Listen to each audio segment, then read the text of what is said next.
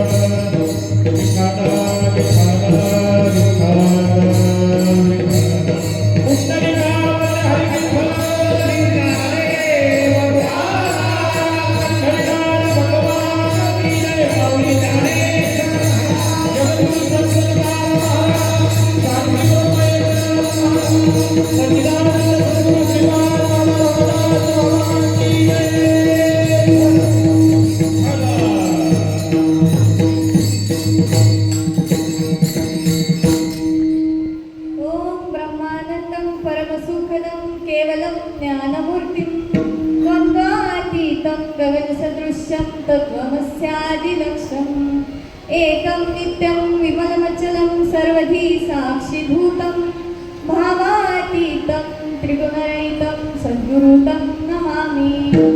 महायोगपीठे तटे भीमरन्ध्रा वरं पुण्डरीकाय दातुं मुनैन्द्रैः समागत्य तिष्ठं तमानन्दकन्दं परब्रह्मलिङ्गं भजे पाण्डुरङ्गम्। कलावद्य जीवोद्धार्थावतारं कलाकाङ्कतेजोदिकामोदिकवक्त्रं फलानीशवादापनोदार्धदक्षं समाधिस्थमूर्तिं भजे ज्ञानदेवम्। नमो ज्ञानेश्वरा नमो ज्ञानेश्वरा।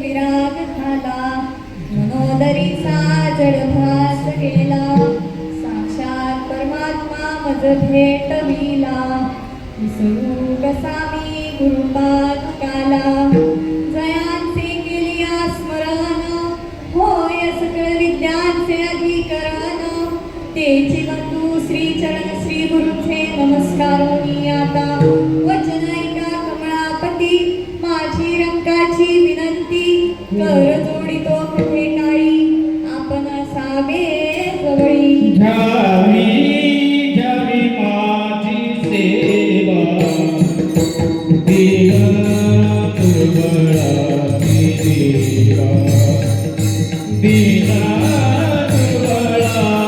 देवा दीन दुर्बळाची देवा घ्यावी घ्यावी माझी सेवा दीन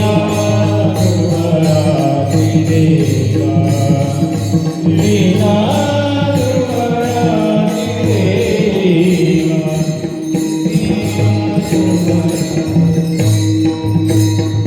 दीन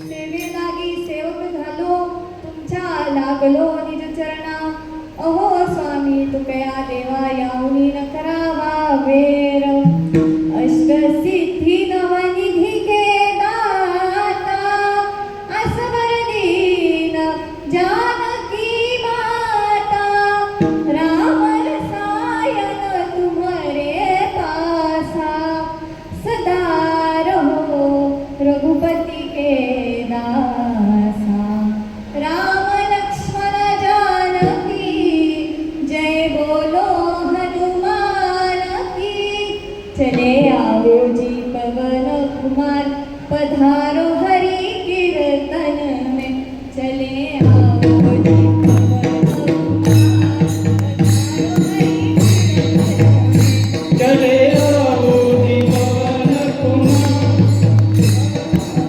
कीर्तन में चले आओ जी पवन कुमार पधारी हरि कीर्तन में राम की कोलाना लक्ष्मण जी राम की कोलाना लक्ष्मण जी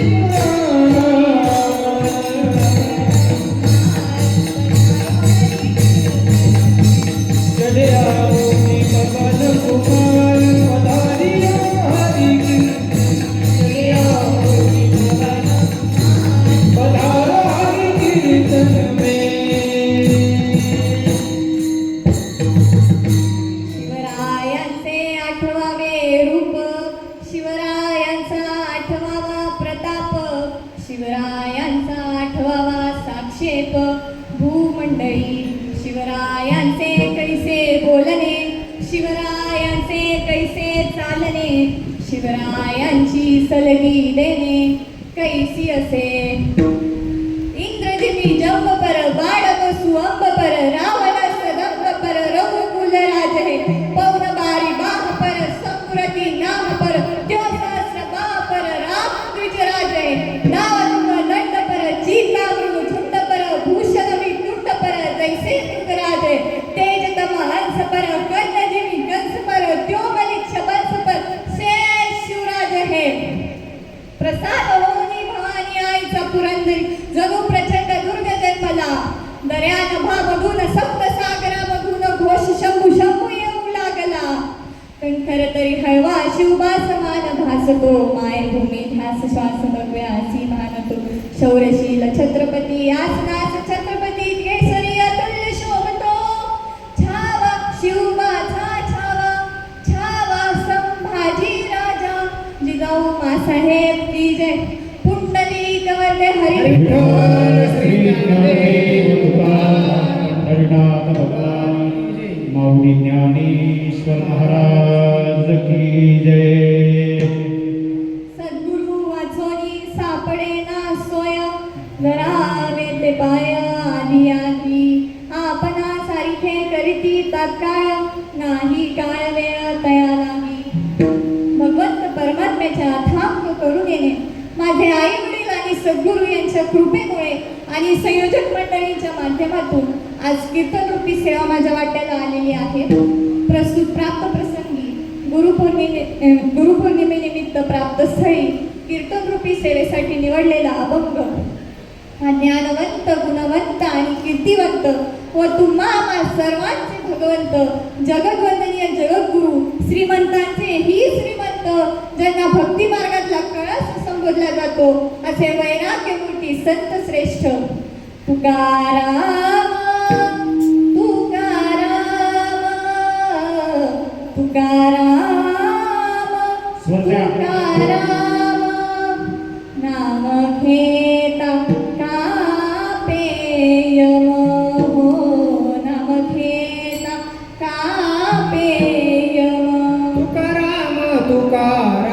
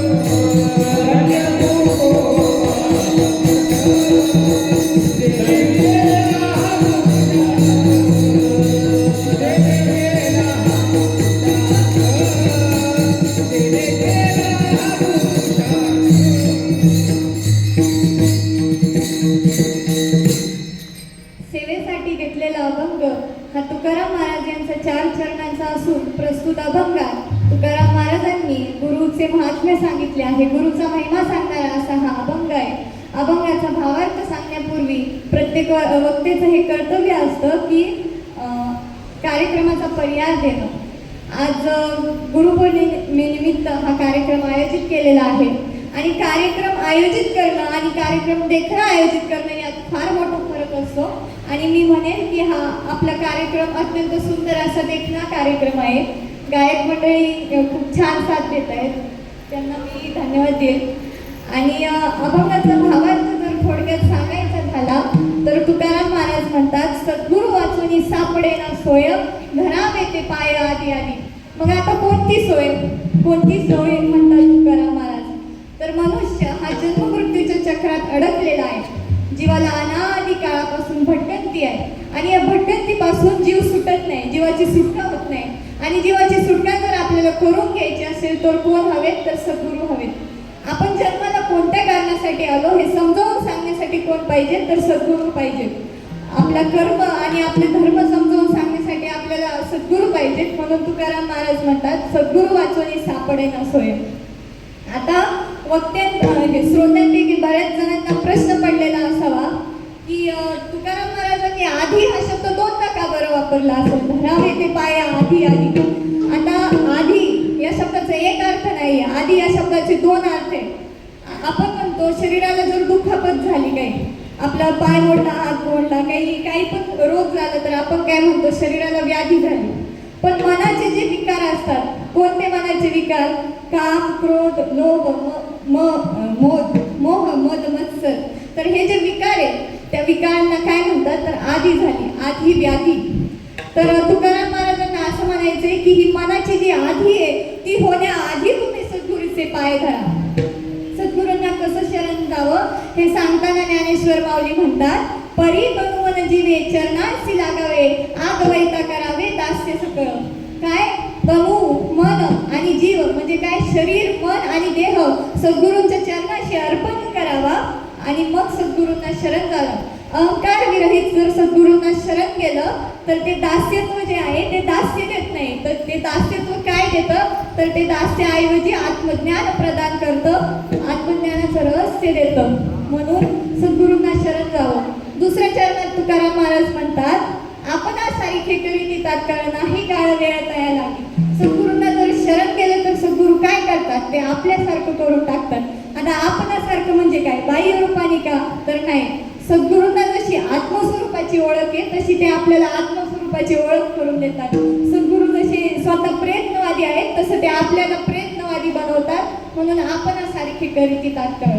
याला किती वेळ लागतो, काहीच काळ वेळ लागत नाही, तात्काळ करतात ते. मग तिसऱ्या चरणात तुकाराम महाराज म्हणतात, लोह परिसाची नसाय उपमा सद्गुरु महिमा आगाधाची. सद्गुरूचा महिमा किती आहे. सद्गुरूला जर उपमा द्यायची म्हटली तर कोणती उपमा द्यायची.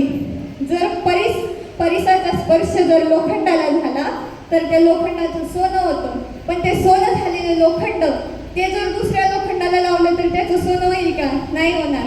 त्यासाठी परिसच लागतो.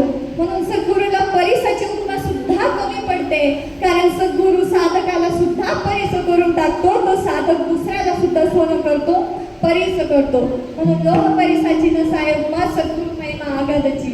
तुका म्हणे कैसे आंधळे हे जन गेले विसरून खऱ्या देवा. आजच्या या समाजामध्ये लोक गुरु करतात, पण गुरु कोणाला करावं हे त्यांना समजत नाही. म्हणून तुकाराम महाराजांनी समाजाला आंधळ म्हटलंय, या जनाला आंधळ म्हटलंय आणि खऱ्या देवाला लोक विसरली आहेत. हा अभंगाचा थोडक्यात भावार्थ झाला. विठ्ठल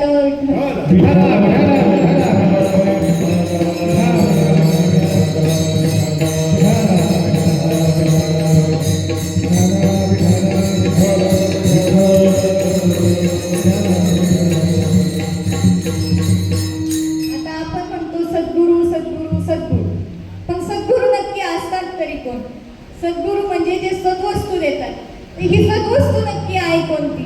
संत नामदेव महाराज म्हणतात, सद्गुरू नायके पूर्ण कृपा केली निज वस्तू दाविली माझी मग.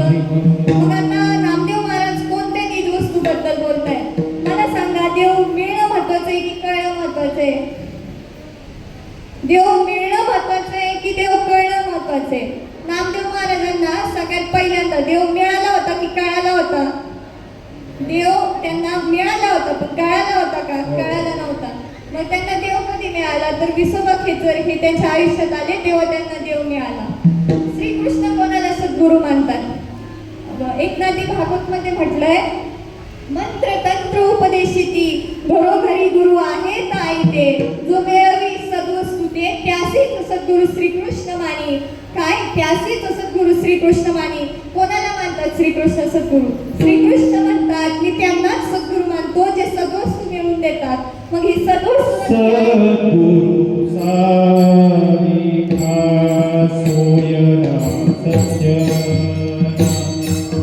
सद्गुरु सारिखा सोयरा सत्य.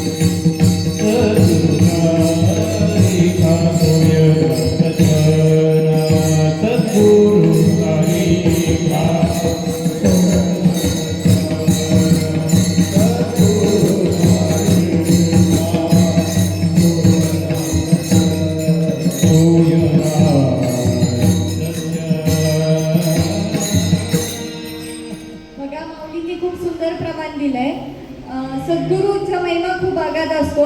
आता सद्गुरू सद्वस्तू मिळवून देतात. मग ती सद्वस्तू नक्की कोणती, तर ती सद्वस्तू म्हणजे श्रीहरीचं नाम. कोणतं श्रीहरीचं नाम. आपण सगळे बघतो भगवान महादेव जे आहेत, शंकर जे आहेत, ते कायम तपस्या करत असतात. एकदा पार्वती त्यांना प्रश्न विचारते, महादेव तुम्ही तर देवांचे देव आहेत, मग तुम्ही कोणाची आराधना करता. मग शंकराने पार्वतीच्या कानामध्ये जो कानमंत्र दिला तो मंत्र गुरु परंपरेनं चालत येतो आणि ते नाम आपल्याला फक्त सद्गुरूंकडून मिळतं. संत कबीर म्हणतात, राम राम तो सब कोई कहे ठग ठाकुर और चोर. जिस राम से ध्रुव प्रल्हाद मेरा करे हो नाम ही कुछ और.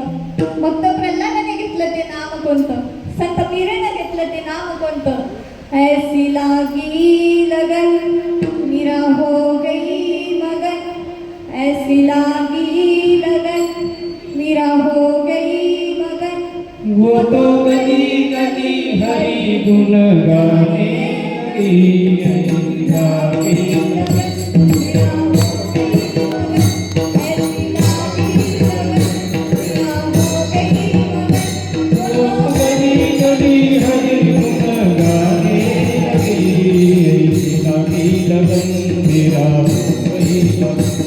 राधा ने विष दिया अमृत पिया राधा ने विष दिया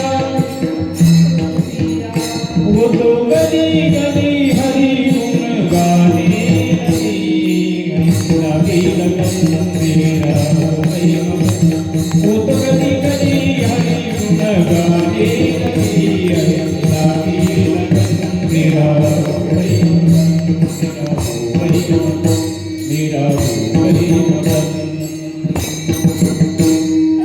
तर प्रल्हादाने आणि मीराने घेतलं ते नाम कोणतं आहे ते जे रामाचं भजन करतात तो राम नक्की कोणता आपण म्हणतो आमची नाना गेले काय म्हणतो आमचे नाना गेले नाना तर आमच्या समोर आहेत पण मग नक्की काय गेलं तर आत्माराम गेला आणि त्या आत्मारामाचं भजन आपल्याला करायचंय तुकाराम महाराज बाबाजी चैतन्याला म्हणतात बाबाजी चैतन्य जर हे श्रीहरीचं नाम गूढ आहे गम्य आहे तुम्ही म्हणता गूढ आहे गम्य आहे ते कोणाला सांगायचं नाही मग जर एखाद्याने मला विचारलं तर ते नाम कोणतं आहे तर मी काय सांगायचं मंत्र दिला राम कृष्ण हरी मंत्र दिला राम कृष्ण हरी बाबाजी चैतन्यांनी दिलं ते नाम कसे गूढ आहे गम्य आहे पण एखाद्याने विचारलं तर काय सांगायचं रामकृष्ण हरी पण ते नाम वेगळे आहे मग आता महिला भगिनींना मला एक प्रश्न विचारावासा वाटतो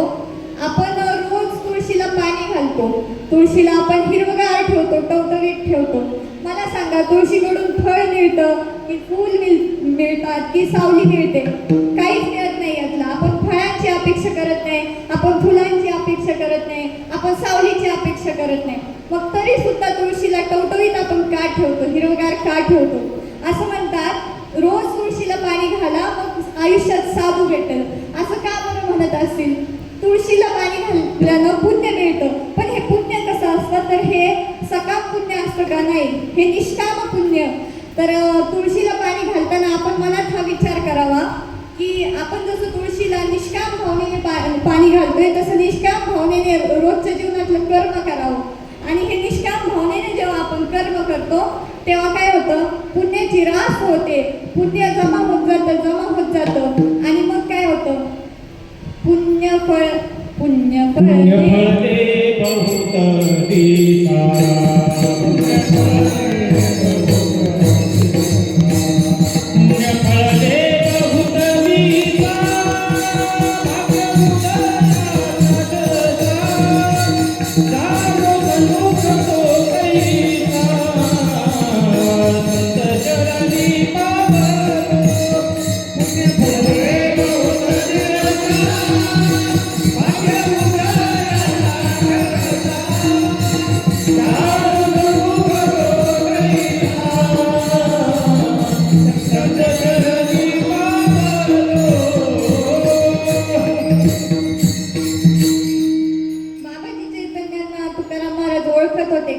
बाबाजी चैतन्यांना तुकाराम महाराजांनी कुठं पाहिलं नव्हतं बाबाजी चैतन्यांचं कुठं आळंदी पंढरपूरला बॅनर लागले नव्हते किंवा बाबाजी चैतन्यांचं कार्ड कोणाच्या माध्यमातून तुकाराम महाराजांना मिळालं नव्हतं मग तुकाराम महाराज म्हणतात तरी सुद्धा मी कसा सन्मुख झालो तर माझं पुण्य होतं पुण्य जमा होत गेलं आणि मला बाबाजी चैतन्य पूर्व पुण्य सरता गाठी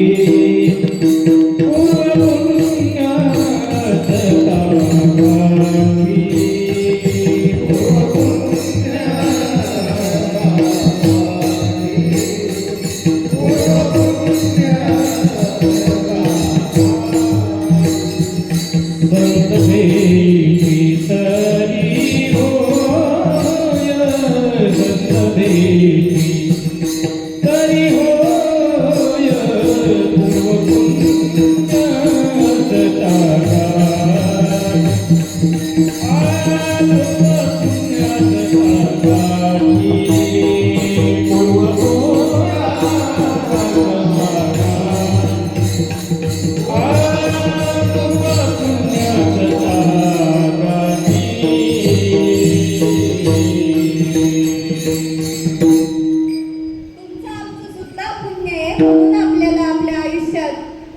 सद्गुरू नामदेव आप्पा बिलाडे यांची भेट झाली. आपल्याला ते सद्गुरू म्हणून भेटले.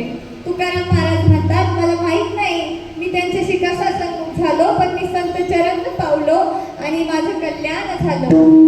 आता एक गोष्ट पाहिली तर एक विशेष आहे बरं, कीर्तनाला सगळी मंडळी जी आहेत ते वेगवेगळं ऐकायला आलेले असतात. वेगवेगळं कसं तर वैदिको वर्णमिच्छन्ति, वैदिक आलेले असतात कीर्तनाला. वैदिक काय करतात तर वैदिक जे आहेत ते कीर्तनकाराचं बोलणं ऐकतात, कीर्तनकाराची भाषा ऐकतात आणि वैदिकांमध्ये चर्चा सुरू होतात की कीर्तनकार नवीन वाटतोय, कीर्तनकाराला शब्दांचा उच्चार नीट होऊ नाही राहिलाय. वैदिक काय करतात, भाषा ऐकतात. वैदिको वर्णमिच्छन्ति अर्थमिच्छन्ति पंडितः, अर्थमिच्छन्ति पंडिता. हे लोक काय करायला येतात तर हे लोक कीर्तनकारांनी कोणता अभंग निवडला, त्या अभंगाचा भावार्थ कसा मांडला, अभंगाचा उपसंहार काय मांडला हे ऐकतात. अर्थमिच्छन्ति पंडितः गायको स्वरमिच्छन्ति. आता कीर्तनात आहे ना गायक असतात, समोरच्या बसलेल्यांना काही कळत नाही की कीर्तनकाराला गायन येतंय की नाही येते, पण गायकांना कळत असतं की कीर्तनकाराला गायन काही जमत नाहीये. मग गायको स्वरमिच्छन्ति. आता ज्या लोकांना वेदांचा अर्थ समजत नाही, ज्या लोकांना संस्कृत समजत नाही, ज्यांना अभंगाचा अर्थही समजत नाही, ज्यांना गायनही समजत नाही, असे लोक काय येतात कीर्तनाला तर ते वेगवेगळी चित्र पाहायला आलेली असतात. कोणती चित्र ते म्हणतात, लहान मुलं काय पावल्या खेळत होती, काय सुंदर ते टाळ वाजवत होते, अशी चित्र पाहायला आलेली असतात. तर ते काय टाळ घोष इतरे जन. वारकरी संप्रदाय हा खूप मोठा संप्रदाय. भागवत धर्म हा बहुआयामाचा धर्म आहे. काय बहुआयामाचा धर्म आहे. वारकरी संप्रदायाचा विचार कसा आहे, व्यापक आहे, संकुचित नाही. खटनट यावे शुद्ध होऊन जावे, नवटी पिटी धावे सुखा मेळा. यारे यारे लहान थोर याती भलते नारी नर, करावा विचारा न लगे चित्ता कोणासी. वारकरी संप्रदायाचं मंदिर हे सगळ्यांसाठी खुले आहे, म्हणून सगळेच या असं म्हणतात. माझ्या ज्ञानेश्वर माऊलींनी मुक्ताबाईंनी त्या काळात धर्म जातीची सगळी बंधनं तुकाराम लावली होती. धर्म जातीला तिलांजली देणारी माणसं आहे, तुम्ही सगळेच या आमच्या कीर्तनाला. आणि मग तुकाराम महाराज अशा प्रकारे पहिलं चरण सांगतात की सद्गुरु वाचून सापडे नसोय, धरावे ते पाय आधी आधी. अभंगाच्या पहिलं चरण. श्री गुरु सद्गुरु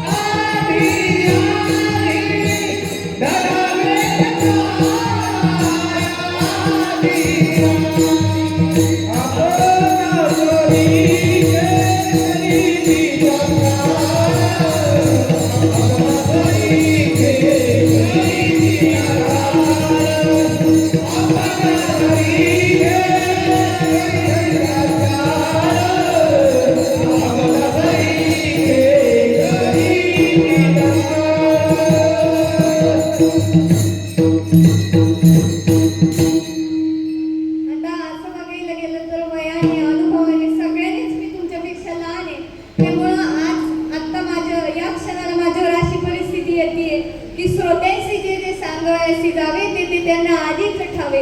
त्यामुळे मी तुम्हाला नवीन काय सांगणार, तुम्ही सगळी संत साहित्य अभ्यासलेली मंडळी, त्यात मी नवीन काय सांगणार असं मला वाटतं. पण माझे ज्ञानेश्वर माऊली म्हणतात, बालक बापाची ताटी रिगे, बालक बापाची ताटी रिगे, रिगोणी बाबा तेच जेवू लागे, की तो संतोष लेगी वेगे, मुखची मोडवी.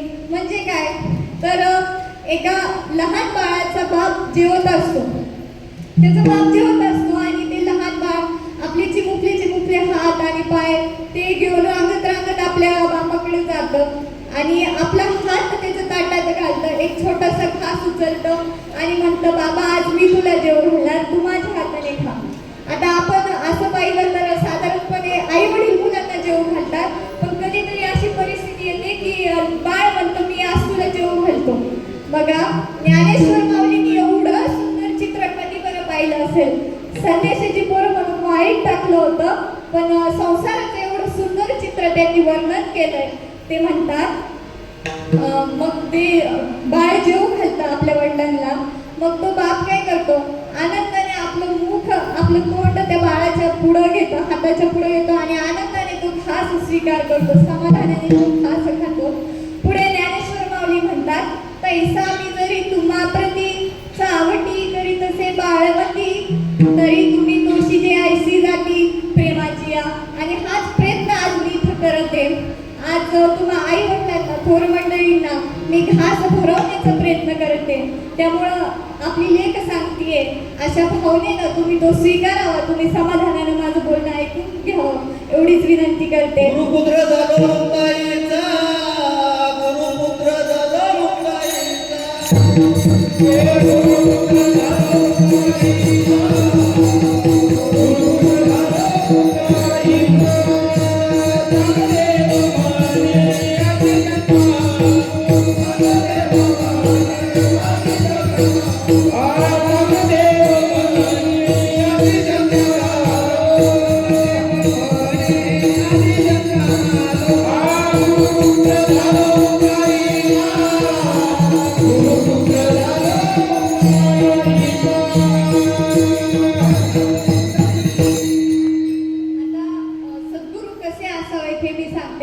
सद्गुरू हे आपलं कर्म आपल्याला समजावून सांगणारे असावेत.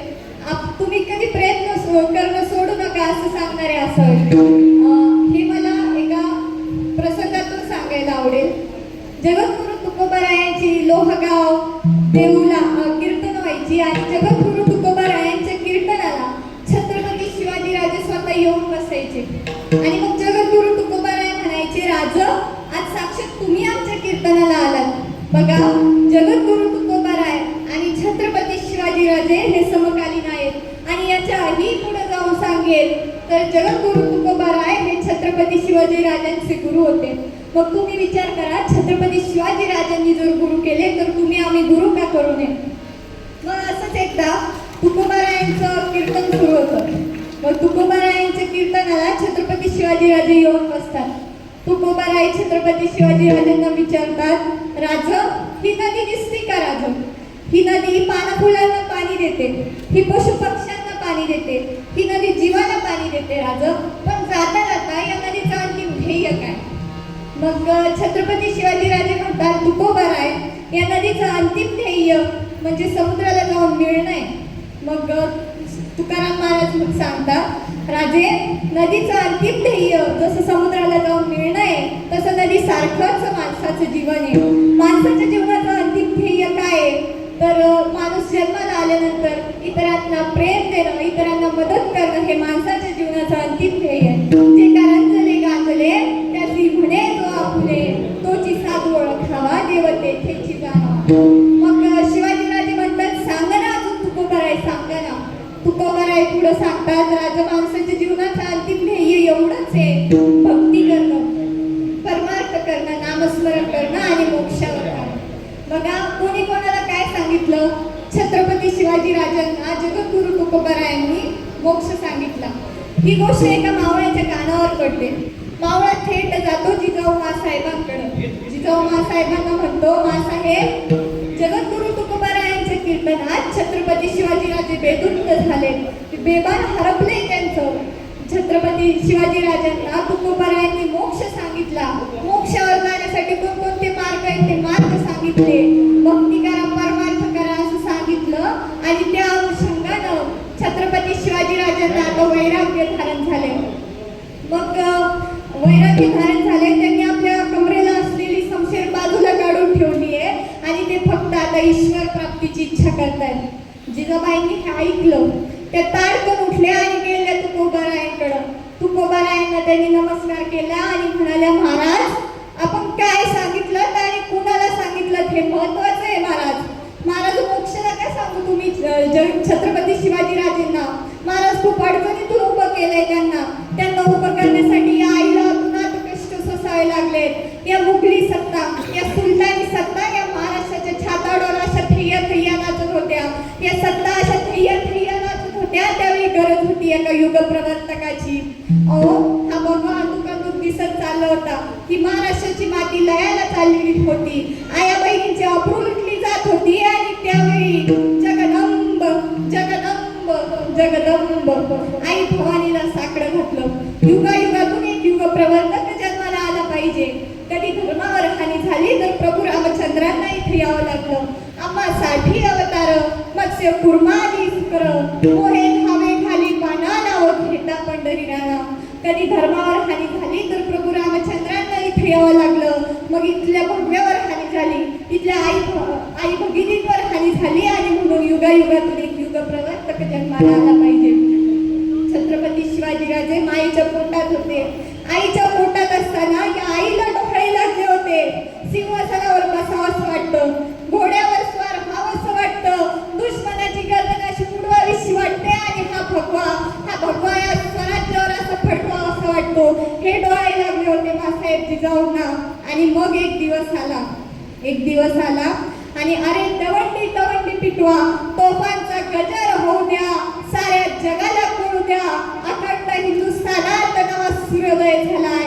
सह्याद्रीच्या कुशीत वाघिणीच्या पोटी छावा जन्माला आलाय. छत्रपती शिवाजीराजांवर संस्कार केले आणि तेव्हा कुठं हे स्वराज्य निर्माण झालं. आणि तुम्ही मोक्ष सांगितलं, मोक्ष सांगा पण राजेंना नका सांगू. राजेंना तुम्ही काय सांगा तर राजेंना तुम्ही कर्म सिद्धांत सांगा. अहो जर एका क्षत्रियानेच जर आपला धर्म बाजूला ठेवला तर या धर्माचं रक्षण करणार कोण, या धर्माचं पालन तरी करणार कोण. म्हणून तुम्ही राजेंना कर्म सिद्धांत सांगा. मग तुकोबाराय म्हणतात आईसाहेब जशी आज्ञा, तुमच्या आज्ञेप्रमाणे आम्ही कीर्तन करू, आम्ही कर्म सिद्धांत सांगू राजेंना. मग मासाहेब जिजाऊ म्हणतात तुकोबाराय तसं नव्हे, अर्जुनही खचला होता रणांगणात. अर्जुन रणांगणात खचला त्यावेळी भगवान श्रीकृष्ण परमात्म्याने आधार दिला आणि उभं केलं अर्जुनाला. अर्जुनाचे दिव्याचे गीता प्रकाशन श्रीराजे, संसारा एवढे थोर ओझे फेडिले जगाचे. अर्जुना पडता संकट भारी, गीता सांगे हरी कुरुक्षेत्री. अर्जुनही फसला रणांगणात त्यावेळी भगवान श्रीकृष्ण परमात्म्याने उभं केलं. मग तुकोबाराय तुम्ही आता श्रीकृष्ण बना आणि छत्रपती शिवाजीराजे अर्जुन बनतील. आणि सांगा छत्रपती शिवाजीराजेंना एका क्षत्रियाचा धर्म काय असतो. त्याप्रमाणे तुकोबारायांचं कीर्तन सुरू झालं. सुमधुर आणि रसाळ तुकोबारायांचं कीर्तन सुरू झालं. छत्रपती शिवाजीराजे असे समोर बसले होते, ध्यानात बसले होते. ते तुकोबाराय म्हणतात राज डोळे उघडा राज आणि लक्ष द्या राज. मी काय सांगतोय लक्ष द्या राज. हा सूर्य दिसतो का. छत्रपती शिवाजीराजे म्हणतात दिसतो सूर्य. मग तुकोबाराय म्हणतात राजा हा सूर्य जर उगवला नाही तर काय होईल. छत्रपती शिवाजी राजे सांगतात राजा सूर्य जर उगवला नाही तर काय होईल, तर सगळीकडे अंधकार होईल, सगळी पृथ्वी नष्ट होऊन जाईल. मग जगद्गुरु तुकोबाराय म्हणतात राजा या सूर्याचं काम काय. छत्रपती शिवाजीराजे सांगतात तुकोबाराय या सूर्याचं काम उगवणे आणि जगाला प्रकाश देणे. मग तुकोबाराय विचारतात राजा जर या सूर्याचं कर्म उगवणे तर तुम्ही मला सांगा एका क्षत्रियाचा धर्म काय. राज मोक्षाला तर सगळ्यांनाच जायचंय पण आमच्या आता टाळ शोधतो. तुमची अवस्था मात्र वेगळी आहे, तुमची अवस्था वेगळी आहे. तुम्ही जर शमशेर बाजूला ठेवली तर या धर्माचं रक्षण करणार कोण. राजा मला एका क्षत्रियाचा धर्म तुमच्या मुखातून ऐकायचा आहे. छत्रपती शिवाजीराजे म्हणतात तुम्हीच सांगा तुकोबाराय एका क्षत्रियाचा धर्म काय. तुकोबाराय सांगतात राजा एका क्षत्रियाचा धर्म एवढाच आहे, घ्या ती शमशेर हातात आणि करा धर्माचं रक्षण. धर्माचे पालन, धर्माचे पालन करणे पाखंड बंधन करणे पाखंड बंधन करणे पाखंड बंधन. धर्माचे पालन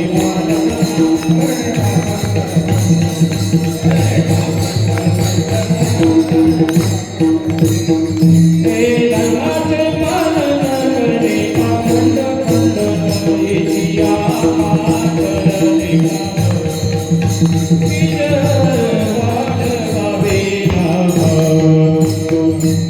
धर्माचे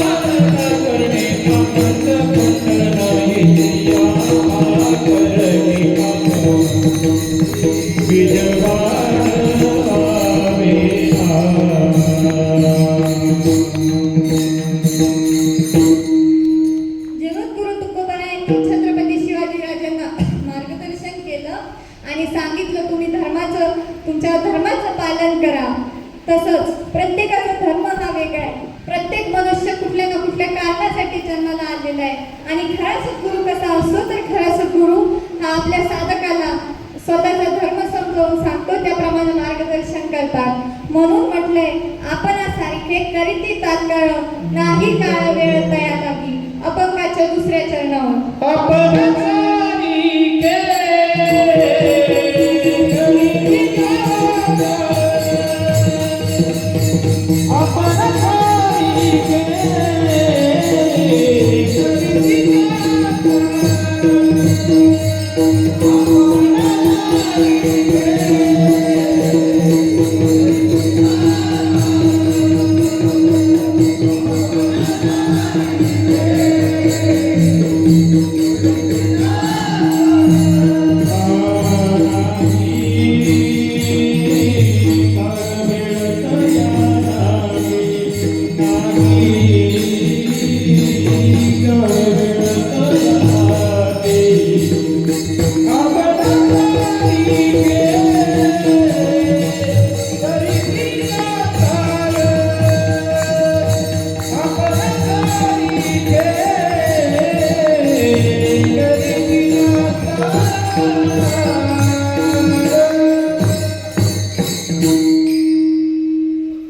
संत नामदेव महाराज म्हणतात, मंत्र तंत्र दीक्षा सांगतील लक्ष परिराम प्रत्यक्ष न करी कोण, प्रत्यक्ष दावील राम धरीन त्याचे पाय आणि कांची काय चाड मज. मग मला सांगा, नामदेव महाराजांना जर विठ्ठल भेटला होता तर ते काय म्हणतात, प्रत्यक्ष दावील राम धरीन त्याचे पाय. मग त्यांना राम का पाहिजे, तर राम कोणता, त्यांना आत्मस्वरूपाची ओळख करून घ्यायची होती. आणि ती त्यांना केव्हा झाली, जेव्हा विसोबा खेचर यांना त्यांनी गुरु केलं. तर विसोबा खेचर आणि संत नामदेवांची भेट कशी झाली. पहिली गोष्ट, विसोबा खेचर कोण होते, तर विसोबा खेचर यांचं खरं नाव विसोबा चाटी असं होतं. एकदा मुक्ताबाई विसोबा चाटी यांच्याकडं मांडे बनवण्यासाठी रांधण मागायला जाते. ती म्हणते, काका मला मांडे रांधण द्या. तर ते मुक्ताबाईला काय म्हणतात, मुक्ताबाईला म्हणतात, संन्यासीची पोरं आहे तुम्ही. पहिली गोष्ट, स्वतःला संत म्हणून घेता आणि आता तुम्हाला इंद्रियांचे चोचले पुरवायचे. पैठणून आल्यापासून तुम्ही अख्ख्या आळंदीला वेडं बनवून टाकलंय. पण तुम्ही भुलवता लोकांना, पण मी भुलणाऱ्यातलं नाही. ते काय म्हणतात, मी भुलणाऱ्यातलं नाही. आणि मग ते मुक्ताबाईचा अपमान करतात, तिला अपमानित करतात आणि परत माघारी पाठवतात. मुक्ताबाई हिरमुसते आणि ती परत माघारी जात असते. मग विसोबा चाटी जे असतात ते विचार करतात की या लोकांना असं थारा नाही दिलं पाहिजे. ते म्हणतात, आता बघूच हे मांडे कसे बनवतात, कसे खातात मांडे. ते विचार करतात, आता आपण हिचं मागं मागं बघायला जाऊ आणि घरात जाऊन बघू हे कसे खातात. यांचं हिरमुसतील येते, यांचं चेहरे काढतील आणि एक मोठी गंमत होईल, मग आपण बघायला जाऊ. मुक्ताबाईच्या मागे मागे ते बघायला जातात आणि ते जाऊन पोचतात, ते बघतात आणि त्यांना नवल वाटतं, आश्चर्य वाटतं खूप. कारण ते बघतात तर ज्ञानेश्वरांच्या रसरसत्या लाल पाठीवर मुक्ताबाईची इवली चिमुकले हात मांडे भाजत होते. आणि त्यांना आत्मसाक्षात्कार होतो, त्यांच्या डोळ्यातून अश्रुधारा वाहू लागतात. ते ज्ञानेश्वर माऊलींचे पाय धरतात आणि म्हणतात, मला माफ करा, मला माफ करा आणि मी तुम्हाला शरण आलोय. आणि अशा प्रकारे मग त्यांचं नाव विसोबा खेचर हे पडतं. मग आता संत नामदेवांची भेट कशी झाली हा प्रश्न. मग संत नामदेव ज्ञानेश्वर माऊली मुक्ताबाई त्यांना पंढरीला भेटतात. पंढरीला ते मंदिरात गेलेले असतात. ज्ञानेश्वर माऊली ते बघतात तर संत नामदेव एकदम गुंग होऊन गेलेले असतात आणि भगवंताचं नामस्मरण करत असतात, नाचत गात असतात. ज्ञानेश्वर माऊली निवृत्तीनाथ आणि सोपानदेव पुढं होतात. ते म्हणतात, हेच ते नामदेव महाराज. ते नामदेव महाराजांना प्रदक्षिणा घालतात, त्यांना वंदन करतात, नमस्कार करतात. आणि मग ज्ञानेश्वर माऊली मुक्ताबाईला सांगतात, मुक्ता हेच ते नामदेव महाराज बरं, यांच्या सानिध्यात देव कायम असतो, देव यांच्या ताटात जेवतो. मुक्ताबाईला निवृत्तीनाथ म्हणतात, मुक्ता त्यांच्या पाया पड. मुक्ताबाई काय पाया पडत नाही. मग नामदेव महाराज त्यांना थोडा राग येतो. मुक्ताबाई म्हणते, दादा तू समजतोय तितका मोठा नाही. नामदेव महाराजांना तर अजूनच राग येतो. ते काय म्हणतात, आम्ही दोघं पण विठ्ठलाचे भक्त आहे, विठ्ठलाचे भक्त आहे, पण देव कायम माझ्या सानिध्यात असतो, देव माझ्या सोबत असतो आणि हे माझ्यापेक्षा वयानं लहान आहेत, माझा अधिकार मोठा आहे.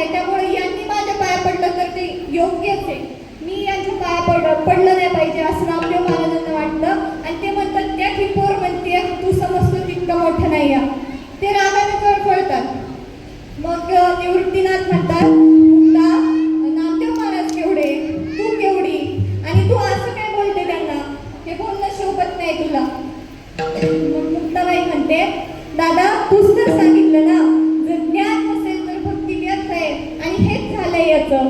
परिसाचा स्पर्श खापराला हवा अशी गत झाली आहे त्याची, असं मुक्ताबाई म्हणते.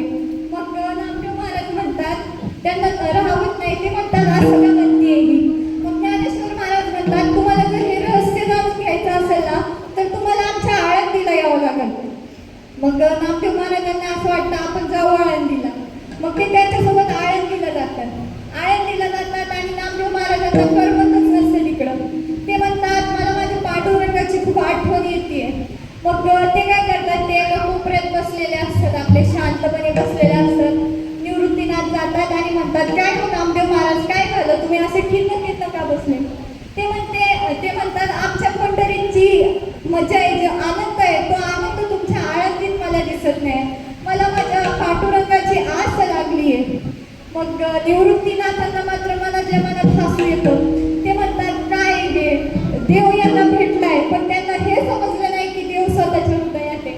मग मुक्ताबाई येते आणि मुक्ताबाई म्हणते, तुम्हाला सगळ्यांना आतमध्ये बोलवले. नामदेव महाराज एखाद्या लहान लेकरासारखं रुसल्यासारखं म्हणतात, नाही मला नाही यायचं. मग मुक्ताबाई म्हणते, तुमची परीक्षा घ्यायची. नामदेव महाराज म्हणतात, माझी कसली परीक्षा, मला तर वेदांताचा अर्थ कळत नाही, मला कुठले संस्कृत श्लोक पाठ नाही, माझी तर शिप्याची जा, मला सुई दोरा याच्यापासून काहीच समजत नाही आणि माझी कसली परीक्षा घ्यायची. मग गोरोबा काकांना त्यांनी बोलवलेलं असतं, संत गोरोबा कुंभार. आणि मग संत गोरोबा कुंभार येतात आणि मग ते सगळे बसतात, खाली मांडी घालून बसतात आणि गोरोबा काका एक थापटणं घेऊन आलेले असतात, लाकडाचं थापटणं. ते पहिल्यांदा सोपानदेवाच्या डोक्यात मारतात, सोपानदेव मात्र हसतात. मग ते सोपानदेव म्हणतात, मुक्ताचं बघा, मुक्ताचं मडकं भाजलंय का. आणि मग गोरोबा काका काय करतात, ते मुक्ताबाईच्या डोक्यात सुद्धा ते थापटणं मारतात आणि मुक्ताबाई सुद्धा ती खुदकन हसते. नामदेव महाराजांना काही कळत नसतं की नक्की चाललंय काय. नामदेव महाराजांची बारी येते. गोरोबा काका जेव्हा त्यांच्या डोक्यात मारतात, नामदेव महाराजांना अक्षरशः रडायला येतं. ते म्हणतात, चांगला पाहुणचार चाललाय माझा. आणि मग मुक्ताबाई म्हणते, हे मडकं काय भाजलेलं नाही. भाजलेलं नाही हा शब्द ते ऐकतात आणि त्यांना मनात एक भीती वाटते. ते म्हणतात, माझं झालं तेवढा सन्मान पुरे आता. मुक्ताबाईला म्हणतात, तुझी पाहुणचार करायची पद्धत फारच चांगली आहे, मला काही तर एक क्षणही थांबायचं नाही. आणि नामदेव महाराज जे निघतात तर थेट पंढरीला जाऊन पोचतात. पंढरीला जातात, पांडुरंगाकडे जातात, पांडुरंगाला मिठी घालून ते स्फुटून रडू लागतात आणि म्हणतात, पांडुरंगा मी कुठं त्यांच्या मंडळींच्या आग्रहाला बळी पडलो आणि गेलो त्यांच्यासोबत, कशी तरी मला बुद्धी सुचली, तुम्हाला बुद्धी दिली आणि मी इथं पळून आलो आणि जीवानीशी वाचलो. ते मागं वळून बघतात तर मागं गोरोबा काका आलेले असतात. ते म्हणतात, तू माझं इथं पण पाठलाग करत आला का. गोरोबा काका म्हणतात, अहो मुक्ताईनेच पाठवलं मला, ती म्हणली ते पोचले की नाही ते बघा. नामदेव महाराज म्हणतात, मला एकट्याला सोडून द्या, मी माझ्या पांडुरंगासोबत पोचेन. मग ते म्हणतात, तुमची भाजायची काय भानगड सुरू होती, तुम्ही माणसं भाजायला निघले. मग गोरोबा काका म्हणतात, नाही अहो ते भाजायचं वेगळं होतं, त्याचा अर्थ असा होता की तुम्हाला आत्मज्ञानाचं रहस्य कळालेलं नाही. मग नामदेव महाराज एक प्रश्न विचारतात. ते म्हणतात, तुम्ही ते थापटणं मारलं, मला जोरात इतक्या लागलं, पण ती मुक्ताबाई अशी फुलं पडल्यासारखी का हसली. मग गोरोबा काका म्हणतात, तुम्हाला जर हे रहस्य जाणून घ्यायचंय ना तर तुम्हाला औंढ्या नागनाथाला जावं लागेल, तिथं तुम्हाला कोणतरी भेटेल आणि ते तुम्हाला ते रहस्य सांगतील. मग नामदेव महाराज जातात औंढ्या नागनाथाला, तिकडे जातात, शंकराच्या मंदिरात जातात तर बघतात एक म्हातारा माणूस, एकदम त्याच्या अंगावर पूर्ण जखमा होत्या, त्या जखमांवर माशा फुंकत होत्या आणि त्यांनी आपल्या पायामध्ये नव्या करकरीत वाहना घातल्या होत्या आणि ते पाय पिंडीवर ठेवले होते. नामदेव महाराजांना राग येतो. नामदेव महाराज म्हणतात, अहो बाबा तुमचे पाय बाजूला घ्या. ते असतात विसोबा खेचर. विसोबा खेचर म्हणतात, मी म्हातारा माणूस आहे, मला काही तेवढं त्रास माझ्या शरीरात राहिलेलं नाही, तुम्हीच माझे पाय उचला आणि जिथं पिंड नाही तिथं ठेवा. मग नामदेव महाराज त्यांचे पाय उचलतात आणि बाजूला ठेवतात. होतात तर त्यांच्या पायाखाली लांबडे खेचर पायी ओळख झाली सर्वांना, ओळख झाली सर्वांना, ओळख झाली सर्वांना. हे लांबडे खेचर पायी ओळख झाली सर्वांना, ओळख झाली सर्वांना,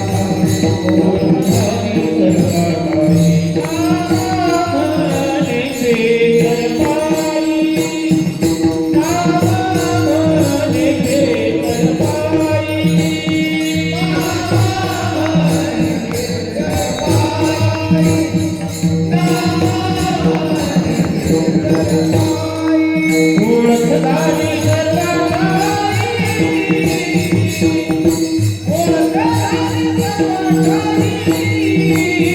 लांबडे खेचर पायी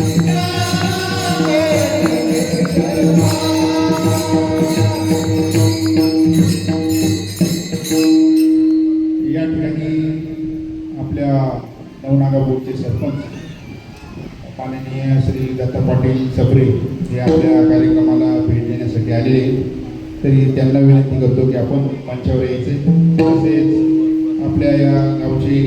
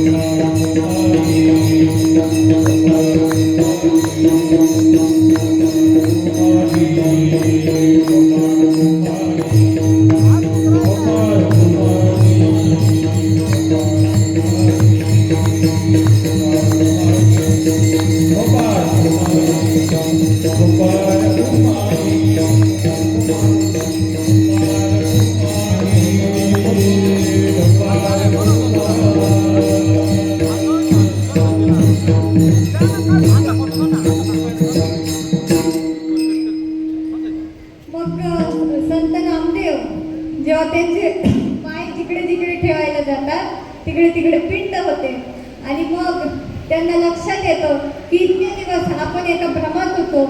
ते सुद्धा रडू लागतात, ते आपल्या गुरुला शरण जातात, ते विसोबा खेचर यांचे पाय धरतात आणि त्यांना शरण जातात. मग तुम्हीच विचार करा, ज्यांनी मांडे बनवण्यासाठी रातच भेटू दिलं नाही त्यांना आत्मसाक्षात्कार झाला ज्ञानेश्वर माऊलींमुळं, आणि ते संत नामदेवांचे गुरु होते. गुरुचा महिमा हा किती आहे. खरंच लोह परिसराची उपमा की गुरुला देता येणार नाही. अभंगाच्या तिसऱ्या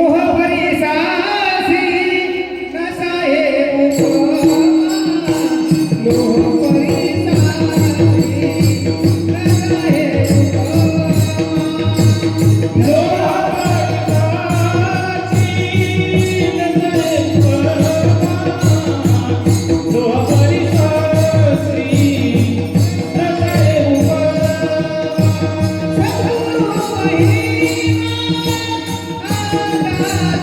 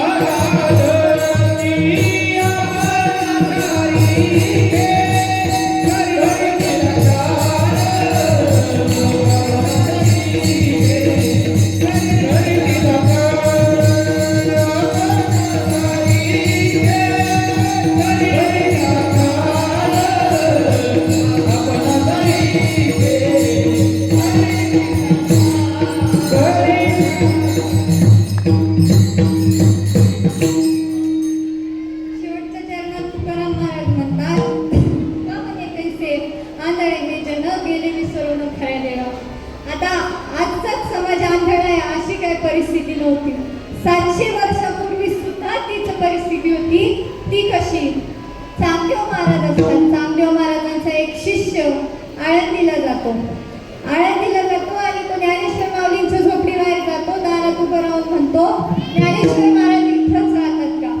सोपानदेव म्हणतात, होय महाराज. आपण कोण? आपण कुठून आलात? शिष्य म्हणतो, मी पुन तांब्याहून आलो. सोपानदेव लगेच ओळखतात. ते म्हणतात, म्हणजे तुम्ही वटेश्वर जामदेवांचे शिष्य का? तर तो शिष्य म्हणतो, हो, मला ज्ञानेश्वर माऊलींना भेटायचंय. मग सोपानदेव म्हणतो, या तुम्ही आत बसा, ज्ञानेश्वर माऊली भेटतील तुम्हाला. ज्ञानेश्वर माऊली येत असतात. तोपर्यंत शिष्य विचार करतो. शिष्य घरात इकडे तिकडे बघत असतो आणि शिष्य म्हणतो, आपण चुकून दुसऱ्या ज्ञानेश्वर महाराजांकडे तर नाही आलो ना? तो विचार करतो, नाहीतर आमच्या गुरूंचा काय तो डौल, काय तो थाट, किती ते द्रव्यराशी, किती ती शिष्य शाखा मोठी. नाहीतर इथं तर कसलं काहीच दिसत नाही. एवढ्या मोठ्या अधिकारी पुरुषाची वास्तू ही एवढी इतकी साधीसुधी कसं काय बरं? तो या संभ्रमात असतो. तेव्हा ज्ञानेश्वर माऊली तिथे येतात. ज्ञानेश्वर माऊली येतात. मग तो शिष्य एक लखोटा काढतो आपल्या खिशातून आणि ज्ञानेश्वर माऊलींना देतो. ज्ञानेश्वर माऊली तो लखोटा उघडतात. ते लखोट्यामधला कागद बाहेर काढतात आणि तो कागद ते उलटा सुलटा करतात 2-3 वेळा.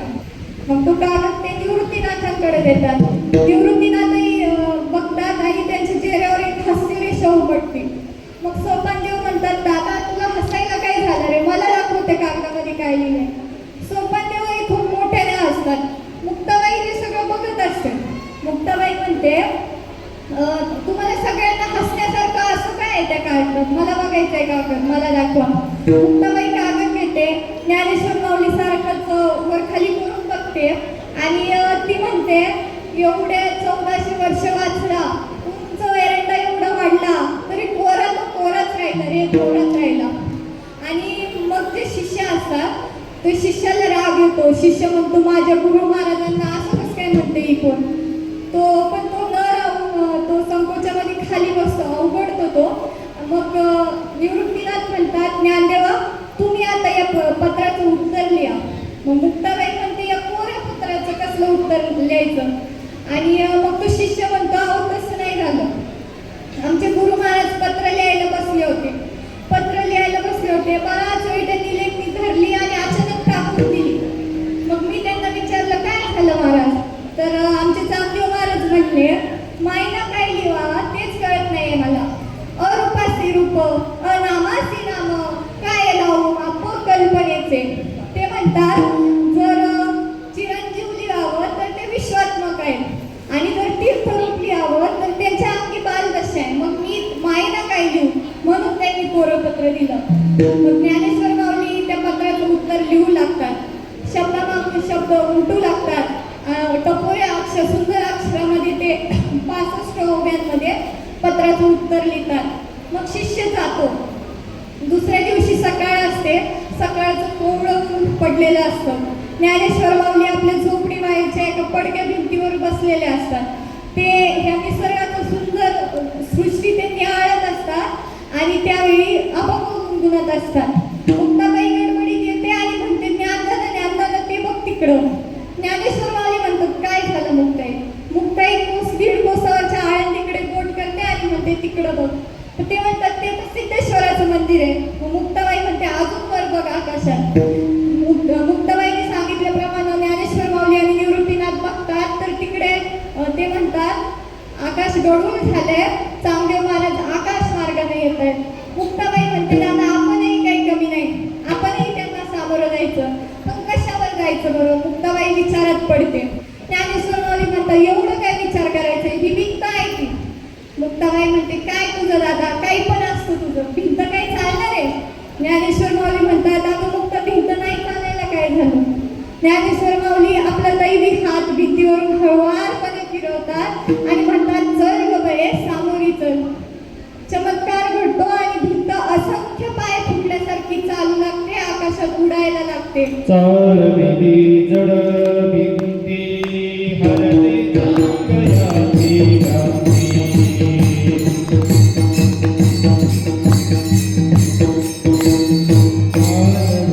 चालविली जड भिंती हरते चांगयाची गाती.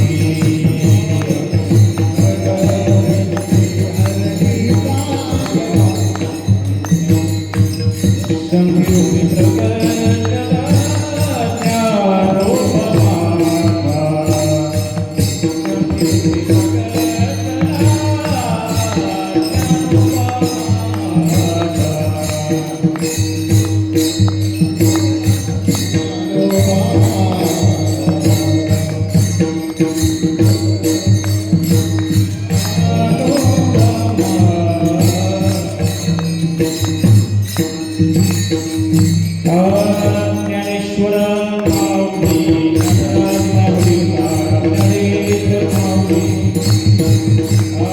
ज्ञानेश्वर माऊली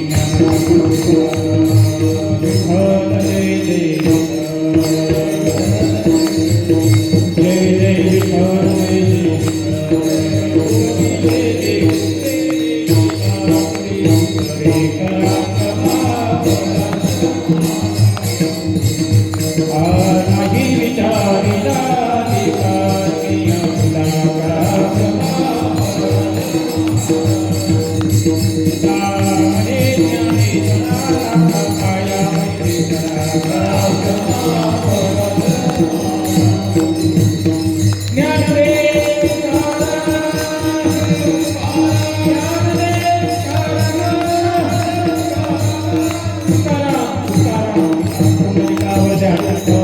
ज्ञानदेव तुकाराम पंढरीनाथ भगवान की जय. आता लगेच हरिपाठाला सुरुवात होईल. आता 4 लाईनी करा महिलांना, उभे राहा. 4 लाईनी करायच्या, समोरासमोर 4